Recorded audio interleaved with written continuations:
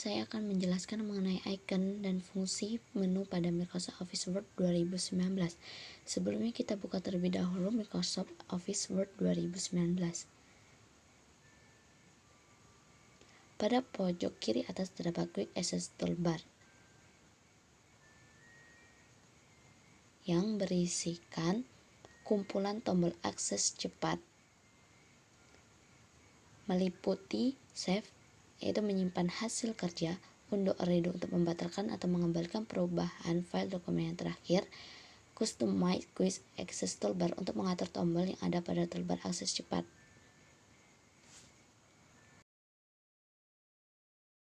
Title bar terletak pada tengah paling atas, berfungsi untuk menampilkan nama dokumen dan jenis dokumen yang sedang dibuka.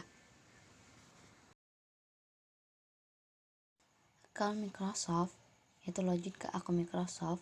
Dengan begitu, kita bisa menyimpan dokumen secara online dan nama author secara otomatis mengikuti nama akun Microsoft. Kemudian opsi tampilan ribbon. Terdapat 3 opsi. Yang pertama yaitu Auto Hide, Show Text and Comments.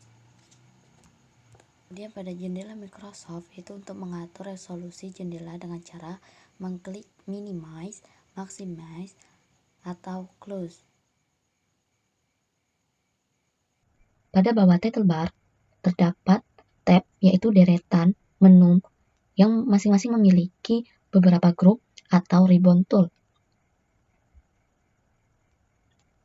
Kemudian pada tab Alignment ini berfungsi untuk menyelaraskan tab. Roll berfungsi untuk mengatur margin. Kemudian di sini ada status bar. Status bar ini menampilkan status seperti jumlah halaman, total kata, tombol view, dan present tense zoom.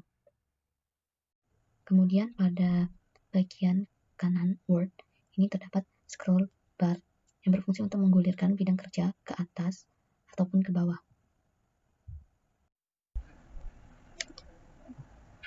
Oke, pada menu file. Menu file adalah menu utama pada Microsoft Word yang fungsi atau kegunaan utamanya yaitu untuk membuat lembar kerja baru, menyimpan dokumen, mengekspor file, membuka data Word yang pernah dibuat, serta menutup lembar kerja. Pada menu file ini terdiri dari info yang berfungsi untuk memerincian informasi dari dokumen yang sedang atau tengah dikerjakan.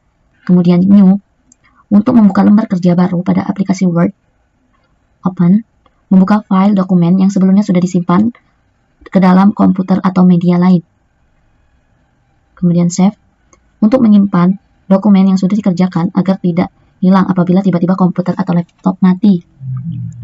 Save as memiliki fungsi yang hampir sama dengan save, hanya saja untuk save as lebih spesifik. Dengan save as kita bisa memilih dokumen mau disimpan di mana atau mungkin diganti nama atau ekstensi file. Save as PDF ini juga sama, hampir sama dengan save yang lain. Kemudian print. Print ini untuk mencetak dokumen yang sudah dibuat. Namun pastikan kalau perangkat komputer kita sudah terhubung dengan printer agar bisa melakukan proses pencetakan. Kemudian share ini membagikan file kita ke dalam email atau ke tempat lainnya. Kemudian export. Export ini berfungsi untuk mengubah tipe dokumen ke dalam format lain. Contohnya seperti PDF. Close ini adalah untuk menutup lembar kerja yang telah dibuka atau dibaca. Kemudian account ini untuk mengetahui informasi akun produk Office yang digunakan. Kemudian feedback ini untuk memberikan umpan balik, tanggapan, kritik atau nilai yang diberikan kepada pengguna Word terhadap program tersebut. Kemudian option ini berisi aneka menu yang dibutuhkan untuk melakukan penyesuaian tampilan dokumen atau lembar kerja. Kemudian di samping file terdapat menu home. Menu home ini digunakan untuk mengatur teks, paragraf, style, dan copy paste. menu home ini terdiri dari 5 grup atau ribbon tool. Yang pertama yaitu ada clipboard. Clipboard ini merupakan pengelompokan icon yang berfungsi untuk menyalin atau memindahkan elemen dalam sebuah dokumen. Dalam clipboard ini meliputi paste, berfungsi untuk menempelkan teks atau objek, baik gambar atau tabel yang sebelumnya sudah disalin. Kemudian ada cut, memotong sekaligus memindahkan teks atau objek. Copy, menyalin atau mengcopy teks atau objek. Format painter, ini meniru alias menyalin format sebuah halaman lembar kerja untuk digunakan pada halaman lain. Wah, ini ada font. Font ini merupakan pengelompokan icon alias ribbon group yang berfungsi untuk mengubah dan menyesuaikan tampilan font baik berupa huruf, angka, atau karakter spesial. Font ini meliputi font, memilih jenis dan gaya huruf yang diinginkan. Kemudian ada font size, ini untuk mengubah dan menyesuaikan ukuran huruf kepada lembar kerja atau mengatur ukuran huruf teks. Kemudian ada increase font size, ini untuk mengubah teks sedikit lebih besar. Decrease font size, mengubah teks sedikit lebih kecil. Change case, ini untuk mengubah teks yang dipilih menjadi huruf kapital, huruf kecil atau huruf besar umumnya. Kemudian ada clear all formatting, ini untuk menghapus semua format pilihan. Bold, ini untuk memberikan efek tebal pada teks. Italic, memberikan efek miring pada teks. Underline, memberikan efek garis bawah pada teks. Strict through, memberikan efek coretan pada teks. Subscript, membuat format pangkat di bawah pada teks. Superscript, membuat format pangkat di atas pada teks.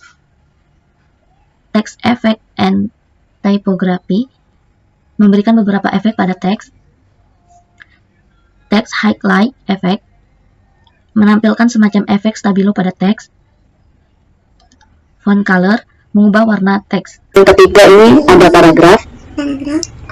Paragraf ini berisi sekelompok icon yang mengatur sekaligus menyesuaikan format paragraf sebuah dokumen, yang meliputi bullet, ini membuat daftar berpoin dan berbagai tanda lainnya pada teks dengan format listing.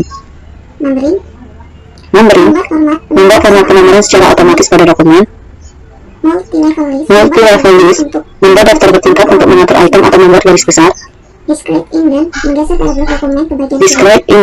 menggeser paragraf dokumen ke bagian kiri. Increase indent, menggeser paragraf dokumen ke bagian kanan. Sort, menurunkan data yang dipilih. Show or hide, menampilkan atau menyembunyikan tanda paragraf dan simbol pemformatan. Light left, mengatur teks menjadi rata kiri. Light center, mengatur teks menjadi rata tengah. Light right, mengatur teks menjadi rata kanan. Justify, mengatur teks menjadi rata kanan dan kiri. Line and paragraph spacing, mengatur sekaligus menyesuaikan jarak antar baris pada dokumen. Shading, mengatur warna bagian latar belakang teks. Border, menambahkan garis tepi atau border pada teks. Kemudian untuk mencari atau menemukan kata-kata tertentu pada dokumen. Replace, berfungsi untuk mengganti kata-kata tertentu pada dokumen secara sekaligus. Select, memilih sekaligus memblok teks pada dokumen. Kemudian pada menu insert, ini untuk menyisipkan elemen yang dipilih ke dalam dokumen. Tab ini memiliki 9 grup, yaitu page.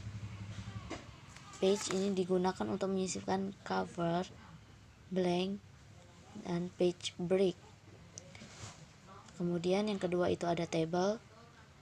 Table digunakan untuk menyisipkan table, draw table, convert text to table.